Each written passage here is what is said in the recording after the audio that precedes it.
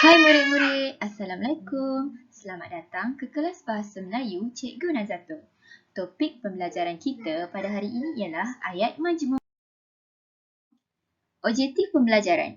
Pada akhir pengejaran dan pembelajaran, murid dapat menyenaraikan 3 ayat majmuk yang didengar berdasarkan tayangan PowerPoint, menyatakan 3 ayat majmuk dengan betul dan tepat berdasarkan audio petikan teks Hari Keluarga Haji Samad.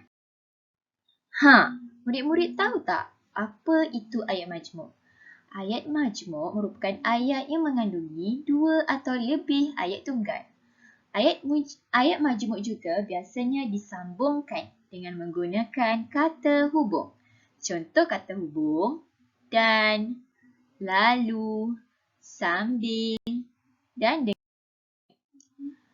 Berikut merupakan contoh ayat majmuk. Sarah dan Aiman sedang bermain. Ayat pertama, Sarah sedang bermain.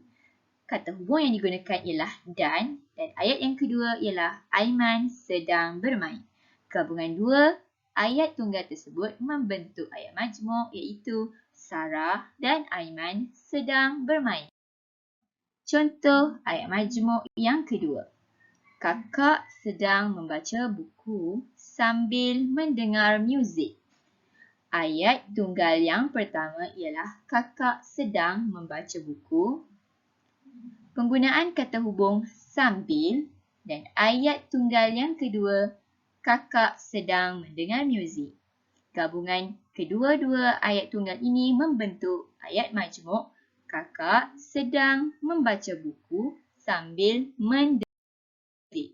Contoh ayat majmuk yang ketiga. Siva sedang makan manakala adiknya sedang menonton televisyen. Ayat tunggal yang pertama ialah Siva sedang makan.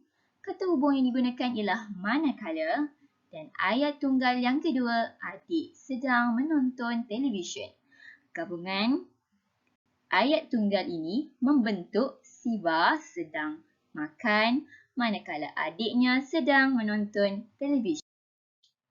Soalan kefahaman.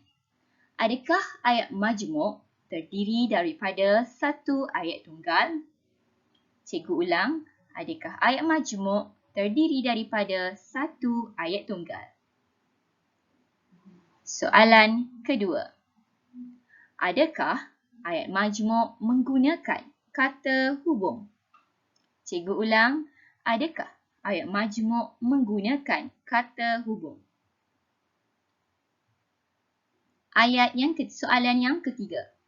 Adakah ayat majmuk terdiri dari satu subjek dan satu predikat? Adakah ayat majmuk terdiri dari satu subjek dan satu predikat? Soalan yang keempat. Berapakah ayat majmuk yang terdapat di dalam audio tersebut?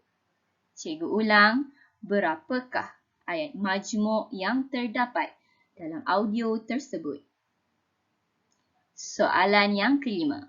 Adakah ayat majmuk boleh dipisahkan dan boleh dicantumkan? Cikgu ulang, adakah ayat majmuk boleh dipisahkan dan boleh dicantumkan? Murid-murid boleh menjawab ya atau tidak berdasarkan soalan yang cikgu utarakan sebentar tadi. Untuk tugasan kedua, murid-murid perlu mendengar petikan teks yang guru akan baca sebentar lagi. Kemudian, murid perlu menyatakan 3 ayat majmuk berdasarkan petikan teks ini. Sila dengar dengan baik. Hari Keluarga Haji Samad. Hari yang dinanti-nantikan telah tiba. Kami sekeluarga balik ke kampung ayah saya di Kuala Lipis, Pahang. Menurut ayah saya, sekarang musim buah-buahan. Seluruh ahli keluarga akan berkumpul bersempena dengan Hari Keluarga Haji Samad. Sebaik sahaja sampai, ramai ahli keluarga lain yang sudah tiba. Kami berkumpul di rumah datuk saya. Haji Samad bin Haji Saleh. Rumah pusaka milik moyang ayah saya. Majlis malam itu dimulakan dengan solat maghrib dan isyak secara berjemaah. Kemudian disusuli dengan bacaan surah Yasin dan tahlil. Sebagai anak sulung, ayah saya memberikan penerangan tentang atur cara program pada tahun ini. Setelah bersarapan dan senam robik, seluruh ahli keluarga Haji Samad menunjukkan bakat masing-masing dalam acara sukaneka.